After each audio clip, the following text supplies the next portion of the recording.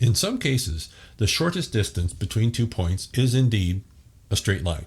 So let's say, for instance, you are here and I am in a city called Red Deer, Alberta, Canada, depending where you're watching this from, and I want to go to a city called Edmonton, which is about 80 miles away. So this is Edmonton. Now, in order to get from where I am to where I want to be, yes, indeed, we'll go in a straight line. So obviously, of course, that is the shortest route instead of this. Now, yes, I know that's kindergarten. We all know that, right? But here's what happens. We take a very real, legitimate law of physics as it relates to the physical, and then we try and apply that in our manifesting processes in the non-physical. So just a quick recap. In this present moment, like right here, right now, there are two hemispheres. I like to call them neighborhoods. This one I call the physical, and this one I call the non-physical. Now, the physical is the aspect of your present moment, of your experience, that you experience directly with your five senses. The non-physical, that's where your thoughts live. When you're thinking about something, when you're remembering something, when you're projecting into the future, when you're visualizing, that's all happening in the non-physical. Now, when we're manifesting, and I'm just making up numbers here, 90% of the work, of the processing, of the mechanics happen in the non-physical, and 10%, and again, I'm just making up numbers, right, actually happens in the physical. Now, why does this make all the difference in the world? Because this is often how we approach manifesting. We go, this is where I am, right? This is my desire. So it would only make sense that the shortest, therefore the quickest, way to manifest that desire, to get from where I am to where I want to be, which as we know isn't entirely accurate, but just work with me on this, is to go like this. Or another way to look at it, step 1, step 2, step 3, step 4, step 5, step 6, and so on, right?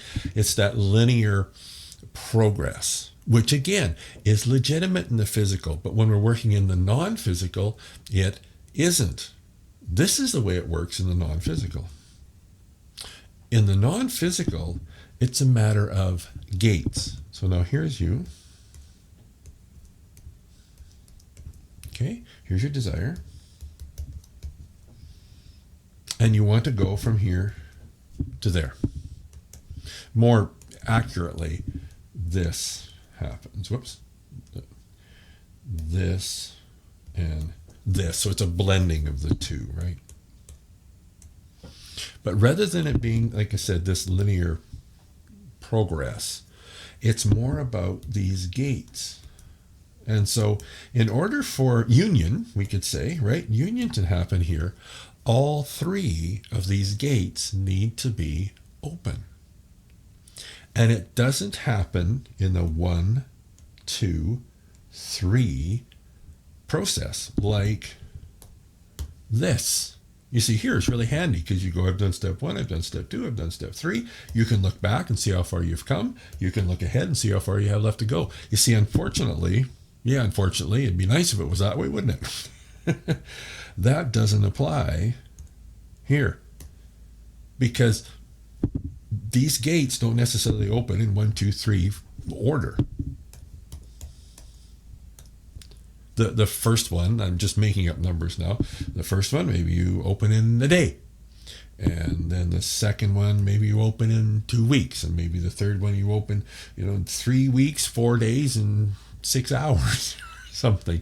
But the thing to remember is it's not this linear process. And as I said, this is where 90%, again, making up numbers, of the mechanics of the manifesting of your desire is taking place. Now, here's what I know for sure. I think for the most part, we don't know how many gates are open. right? We don't know, do I have one open, two open, is there one left? But here's what I know for sure. If you stop doing the process, if you stop the visualizing, if you stop managing the resistances, if you stop taking inspired action, whether there was one gate left or 10 gates left, you're not going to experience the manifesting of your desire, the blending, if you will, of you and your desire. Because it's more that, right? It's the two coming together. This is why in the manifesting manual, I talk about the rabbit and the turtle, right? You want to be the turtle, not the rabbit. You want to pick that pace that you could just keep going and going and going and going, because you don't know. You don't know. Is there one gate left? Is there two gates left? Is there three gates left? But if you keep going, sooner or later, all the gates will open and the two become one. This is why, and it's so cliche, but it's so true. This is why you can't afford to stop now, because you don't know. But if you quit, yeah, you'll know, because you'll never experience it. But if you just simply won't quit, then you know, whether it's today, whether it's tomorrow, whether it's next month, but sooner or later, all those gates will open, and the complete manifestation of your desire in its fullness has to present itself to you if you just simply don't stop.